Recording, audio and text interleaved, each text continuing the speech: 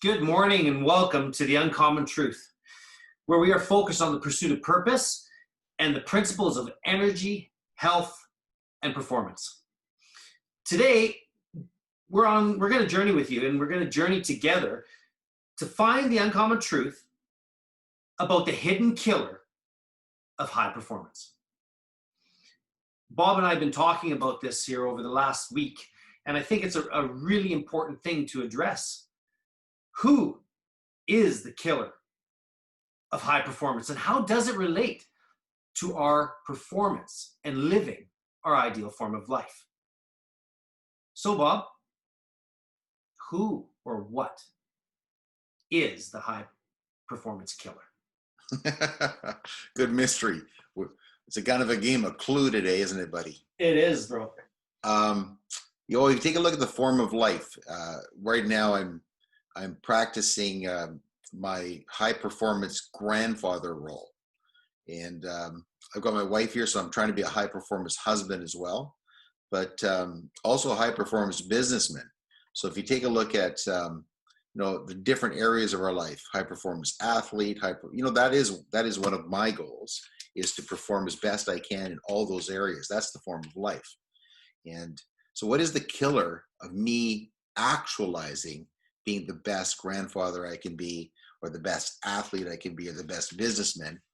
And you know how difficult it is, and our listeners certainly know how difficult it is to balance out our lives on a day-to-day, week-to-week basis, so we have spend the right amount of time, etc. But I think the big thing that stops us is frankly our minds. So that's one of the keys to it, is what is our mindset. And primarily, I think about what is our mindset about the stresses that we put on ourselves. So as an example, as a business person, there might be a ton of stress in our lives that takes us away from that balance that we need. So you're not able to get out and work out. You're not able to do the husband stuff or the father stuff or whatever it is because of the stresses of work. So it's kind of a multifaceted approach, but I think it begins with the mind. And we both know that our minds are tricky things. That while we may want high performance, our brains actually work against us. There's 3 levels to our brains, and we have that primary dinosaur reptilian type brain, which protects us from certain things. So many fears come into play, and our brain will actually stop us from actualizing our high performance as we go forward. We could talk a bit more about that as we go forward as well. But I think it all starts, it's in the head. It's in the head. It's us understanding what we want. It's understanding how our brains work. It's understanding how stress works. And it actually, if we don't understand those things, our ability to access high performance is inhibited. And it can be stopped. It can be stopped dead in its tracks because we can't get out of our heads. Yeah, well, I think we've all experienced it. Stress really is a manifestation of fear. We've talked about this before, right? And what stress is really us focusing on the negative side of a circumstance, those fears that are going to drive us to it. And that's that reticular activating system. When you first buy a new car and you're driving along in your brand new little SUV or whatever car you have, and now you notice every one of those driving along the road because your brain is looking to find things of similar, and that's how we work. It's back to that focal point. And let's just touch briefly here before we dig into this, Bob. I think we were talking earlier about stress and what does it kill?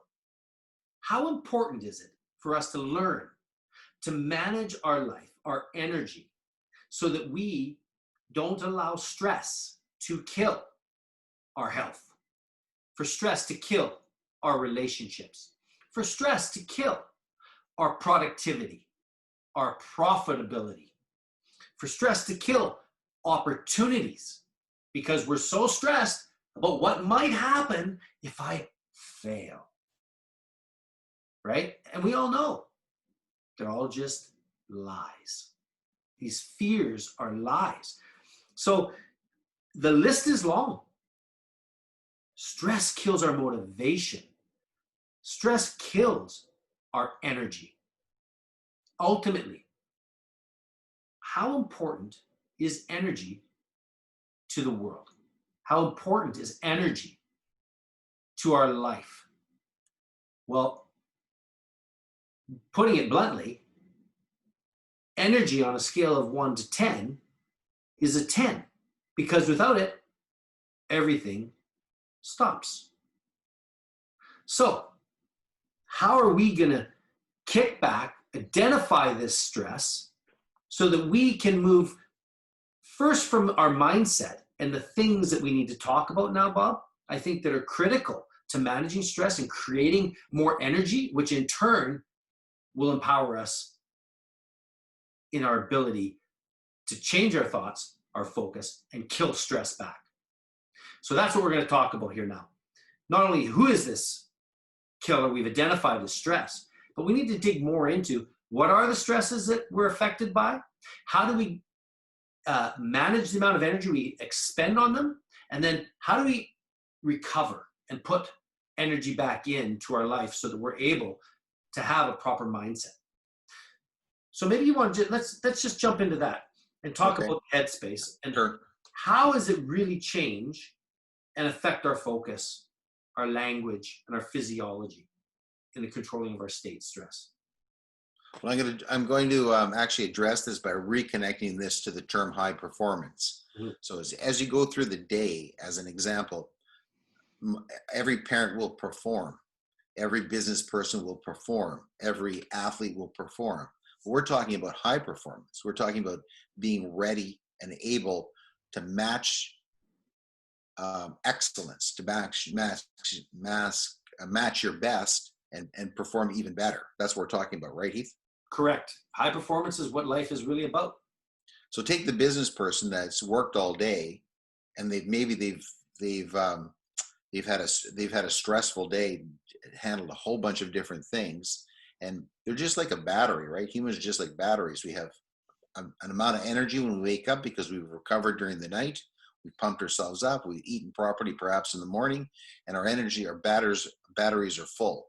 And then we go into the day and we start expending the energy. Now, a lot of people don't realize that emotional and mental energy will suck like 50, 60, 70, 80% of your energy during the day by making decisions, by resolving conflict, by negotiating business deals, whatever the issues are during work, you're constantly expending energy. And if you're not replenishing that energy or recovering that energy during the day, what you do is you're running your battery out. So when you come home at night and you're going to be a husband, you're going to be a father, you're going to work in the community, whatever you're going to be doing. If you haven't recharged your battery, then you're running on empty, and that's not an athlete will tell you, if you're not recharged, if you're not ready to run, if you're not ready to skate, if you're not ready to play, if you haven't recharged, then you're going to perform, but you're not going to perform well. So that's the key. The key is for the businessman and the athlete and the mother and the father and the person to understand that we're like a battery that needs to be recharged. We need to recover our energy during the day, and we need to produce high performance when required in the different roles that we want to actualize high performance at. So I'm not sure that's helpful, but I'm saying that that's an essential for people that want to achieve high performance to understand the battery. I need to recharge. I need to recover and have systems, habits, rituals in place to recover that energy as you're depleting it through the day. We've been working a lot with Dr. Sean Richardson on his PhD work in energy health. And we really want to help people implement rituals that are like the little microcharges of the battery that you've said. And I think it's a really key element in the day that when you're taking on tasks. I don't care if you're sitting at a desk working on a presentation as a salesman, or you're finishing a financial statement as an accountant, or it's a strategic meeting as a leader and that you're trying to really refine that new target market that you need to go to.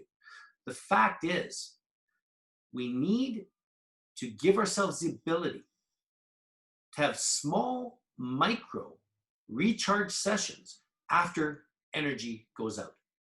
And I think it's really important that we understand it's a wheel. So as we in life are expending energy, there's 5 stresses that all affect all of us as humans. As you've already identified: emotional, mental, physical. Those are the big ones that most people think about.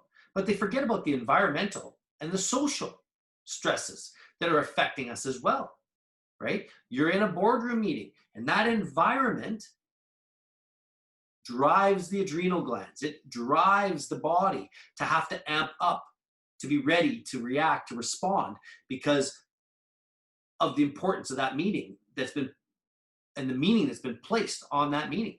And everything comes back to that. How do we manage the outputs in these 5 areas? And when we're running really well, that you've alluded to, our recovery, so the output is matching the input. The pluses and the minuses of the battery are being managed correctly, and they stay in balance.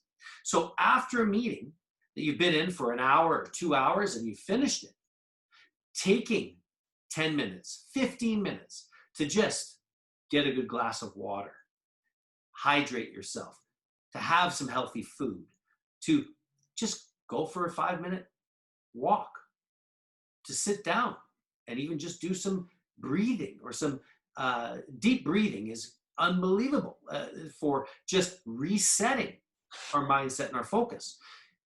But this is something that isn't talked about in the business environments, isn't talked about that much, even in high performance athletics, that our focus, our self-talk after a meeting on actions that need to be done, we just jump right away into the next thing, versus just that pause, which allows a rapid, it's like a supercharger with the new cars, to upload some energy so that we can move to the next thing in a better state.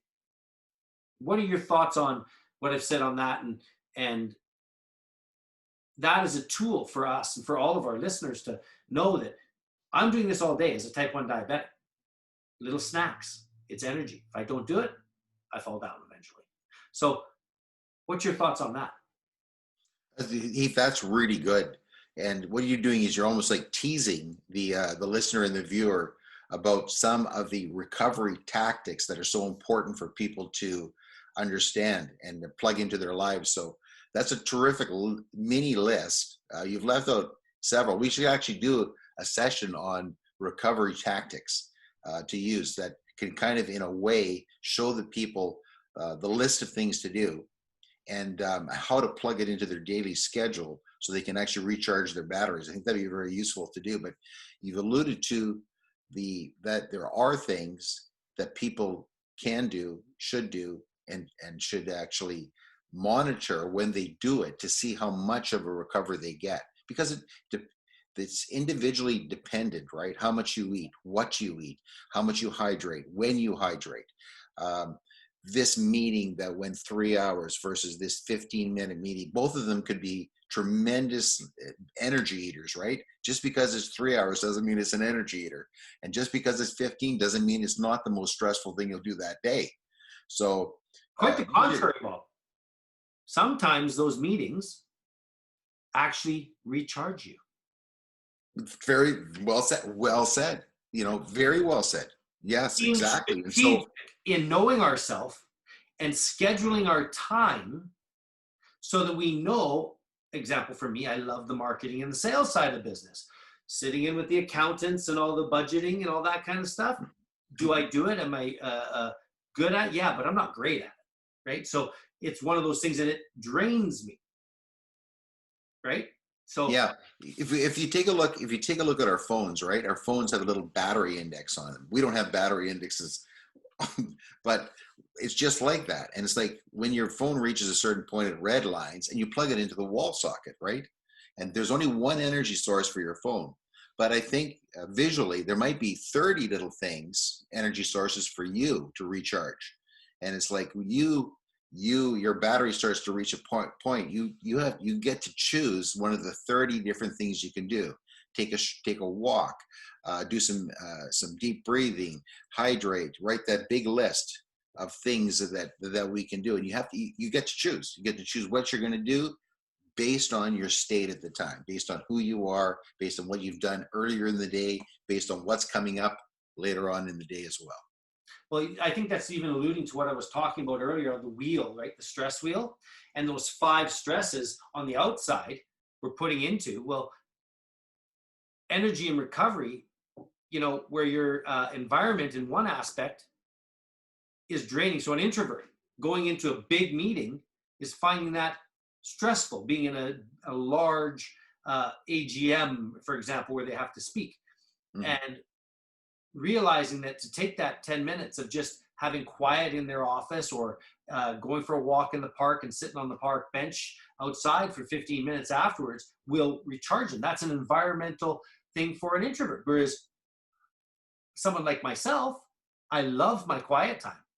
But what I really get charged up with is stuff like this, and getting into some deep talks in a social environment. That actually recharges me, being around other people, right? And you extroverts, you little weirdos, you weird extroverts. Exactly. That's exactly what the difference between an introvert and an extrovert, right? Is an extrovert gets charged with discussion and people, and an introvert, it deletes it sucks out the energy from the battery. So the key part is when what we're talking about is these multiple ways of giving input really fall under those 5 categories, though, of recovery that we need, right? Is it social that's going to help us recharge? Is it the environment? We change it, are we going to a spa, or are we going to go play hockey? Is it, what is that environment that works for each of us uniquely? We've been created unique, and it's not a bad thing that my charge is different than your charge, right? The emotional things, right? Some people really connect intimately with people and need that as a charging point. You know me, I hit the gym. It blows out everything, you know what I mean? And it just dictates the intensity of my workout. The higher the stress, the harder I go, right? So these are things that I'm putting forward for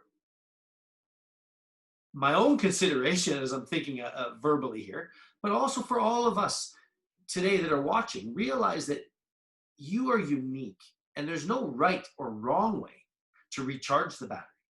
Self-reflection and controlling our state, our focus, and knowing who we are, that's the most important question we ask. Who am I? What are the things that draw energy from me, and what puts energy into me? They're going to be related. The other thing that I would add to that, Heath, is just the intentionality of looking at your day and your week. There are times during the week and the day that you need absolutely to be a high performer. So you might have a very important meeting at 1:00 on a Wednesday, or you might have a public speech on a Saturday morning or something like that. You have to do an athletic event at this time or that time. So I think most of us are pretty good at identifying those things, those points where you need to be at your best. And for us to understand that we need to be recharged. We have to have that energy health at that particular moment in time. It's but it's also just understanding and looking at your day and anticipating those maybe hidden moments that will come up, and be ready to handle that as you go forward in the day as well. So what we're really talking about is doing self-diagnosis. That wasn't said correctly, but Diagnosis, exactly. And that's one of the things that we're going to be really offering in some of the programs that we're going to be offering around energy health and high performance. And maybe it's important that we just quickly discuss. We've talked about these key stress areas that affect our energy, which affect our health, and being able to diagnose where we are on our well-being and performance continuum. Because if you're going out and you're playing a hockey game and you just came off a mega long power play and you're on the ice for 2 minutes and not a normal 30-second shift, your recovery time required is longer to get back to 100%. So you got to be aware that it's okay, right?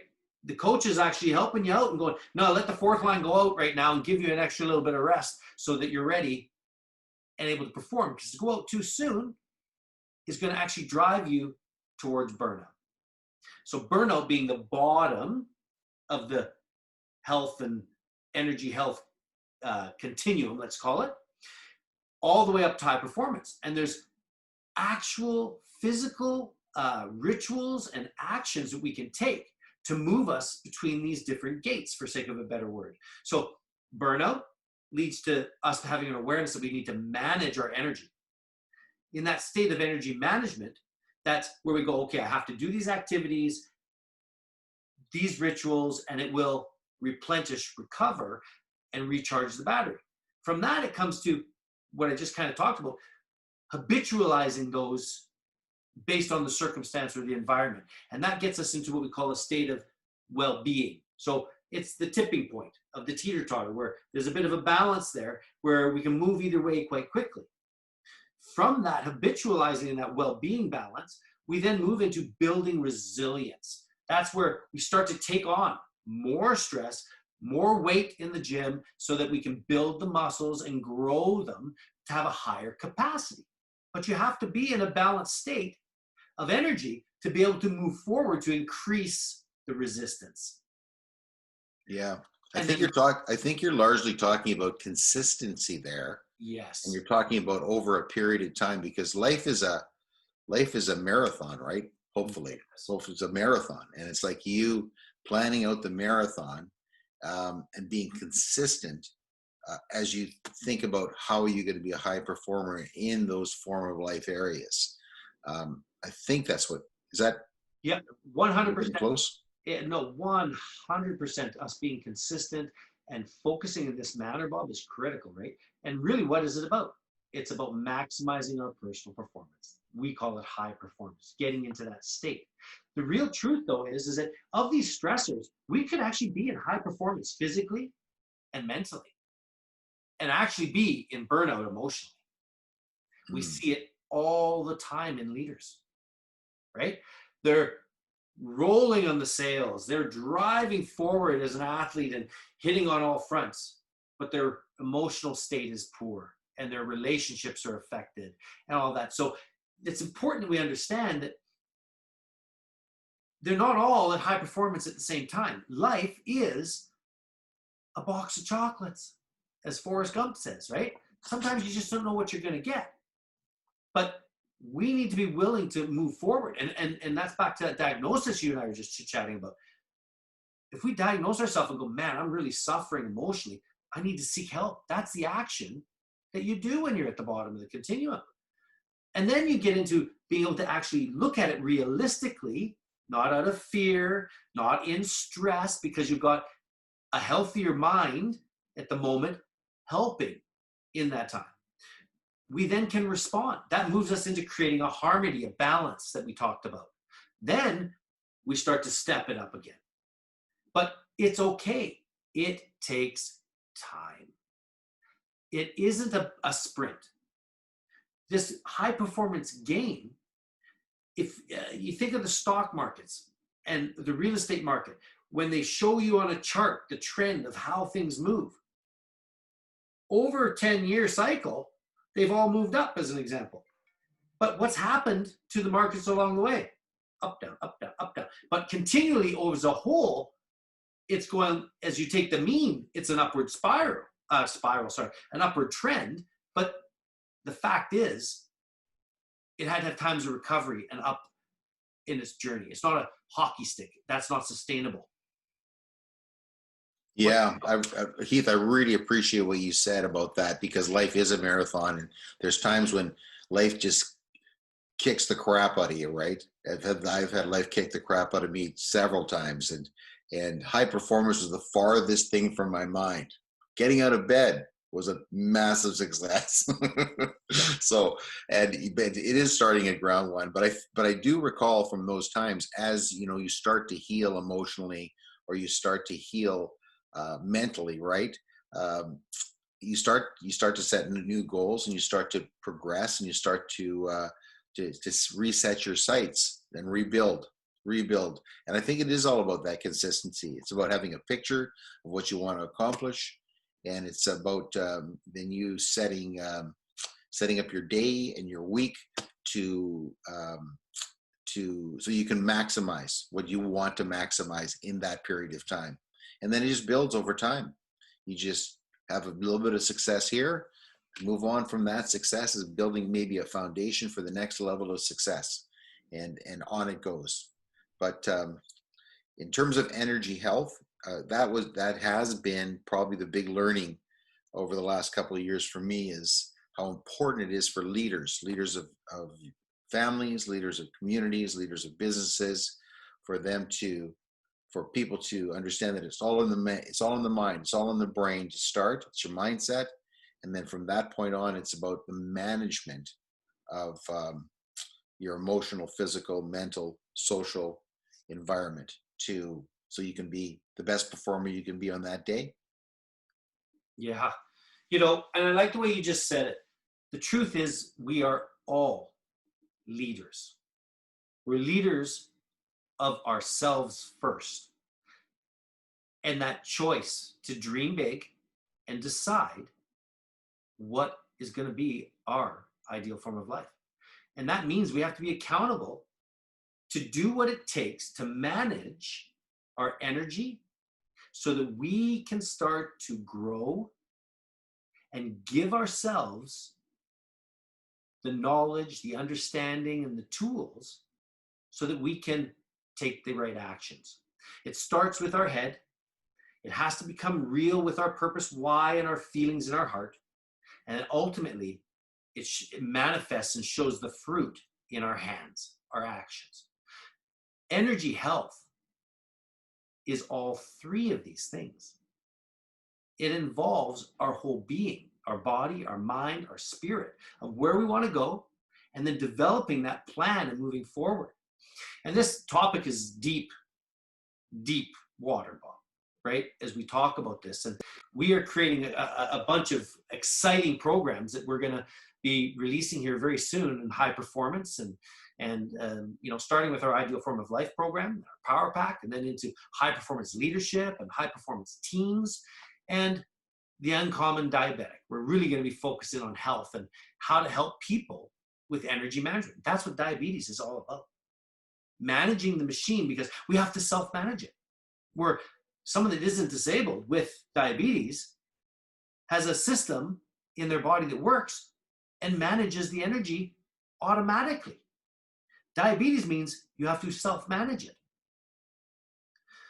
And I'm going to actually read something that you wrote, you know, this morning as we were talking about this. And it's really about leadership. And that, in short, leadership success starts in the brain. And leaders, that's all of us, who understand how the brain both delivers success and inhibits success, or creates energy or depletes energy, knows that they are in a position where they can deliver high performance. It's our choice. It's a marathon to go one step at a time. And to go, it's okay to pause. I think of David Goggins running his ultra marathons. People have an impression that he never stopped. The truth is, there are moments of pause to recover, to put fuel and sustenance in, to hydrate, and to just rest. How do we improve our form of life and our habits to help create and manage our energy so that we can kill stress and achieve high performance in our form of life? I think it's one of the answers is for us to become learners, big learners in this area, There's a ton of material that is available for people to check out on on YouTube, of course, books that have been written on the subject, and they range in such variety from nutrition, hydration. You mentioned breathing, which is so important. Meditation, physical fitness, resting, powerful sleep, understanding your sleep patterns, et cetera, et cetera.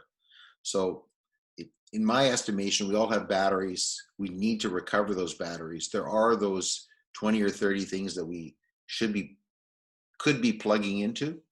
And maybe we're only using 2 or 3 or 4 of them. Maybe we're only hydrating, eating 3 meals a day, and sleeping 5 or 6 hours a night or something like that.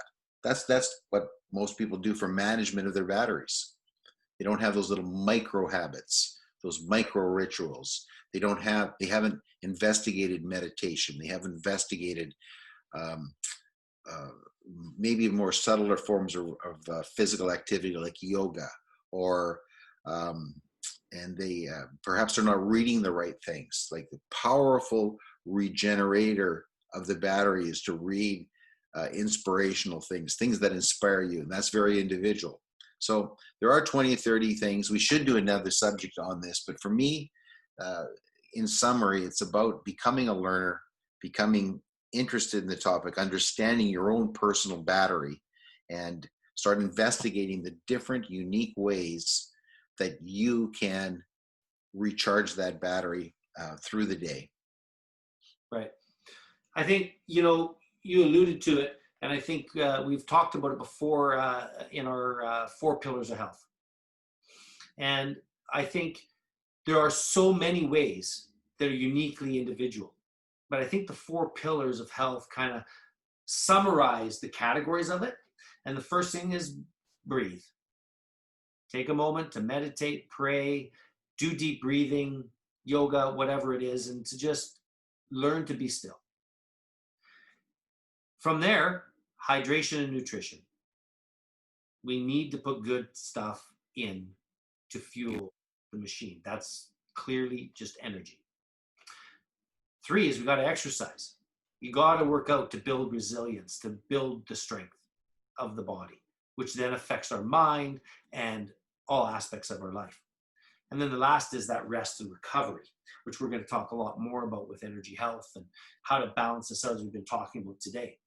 And today is really just the tip. It's just the beginning of this journey that we are on in wanting to really empower people in the pursuit of their purpose and understanding the principles of energy, health, and high performance. I think those 4 pillars are really key areas which we need to create habits and rituals to drive the results that we want in our life. So, summary-wise, I think to answer the 2 questions in a summary for us today on just energy health, and the killer of our life is stress. It affects all areas of us. We didn't go deep into the science of, how our hormones and how all the systems in our body work to fight it off. But the real truth is that stress, no matter where you go, is proven to be the killer of high performance. It'll just blatantly kill us. Energy health is really the key to high performance. Making sure that we are recovering properly and considering both sides of the ledger. That we're expending energy and putting in energy in the right areas that are uniquely best for ourselves. Each of us need to really work at diagnosing that and understanding ourselves, and what really helps us do rapid charges and what works best for the long charge. 3, we need to allow time. This is a marathon, as you said, Bob. And we need to take a look at the truth of where we are sitting right now. Ask those hard questions. Who am I? Where am I right now? And where do I want to go? That ultimately helps us define that purpose and the actions that we're going to take to manage our energy and manage our life. And I think where we're going to go with this topic is really helping people to manage their energy and their health, because it's a crown that only the sick can see, so that we're able to empower people to live their ideal form of life. And it's you and I just sharing from our hearts the journey that we're on, because we haven't arrived. I haven't finished the marathon. I'm just learning how to do intermittent fasting as a type 1 diabetic. It is an adventure trying to manage that, but I am doing it. And it's amazing the impacts that it's having. And I want to be able to share that type of stuff with other people on how to do these things so that we can increase our energy and our self-management ability as type 1, type 2, or pre-diabetics. To be able to control that energy is critical to our overall health. So, any closing comments that you want to add to that, Bob? I'd just like to invite listeners or viewers to, if you're want more information on energy health, if you want more information on the recovery techniques that Heath and I use and other people, professionals use in the business environment, I would love to share that with you. You can find us at theuncommontruth.life, and just whip us out an email with a question, and we'd love to converse with you or just chat with you about that if you have any questions. Well, everybody, I really appreciate you joining Bob and I today as we discussed and tried to find the uncommon truth about energy health and how it is the killer of stress and the ability for us to move forward and live our ideal form of life. So just remember, as Bob said, you can check us out at www.theuncommontruth.life. And you can search for us under The Uncommon Truth on YouTube, Facebook, and find us on all the podcast apps. Until next time, live strong and God bless.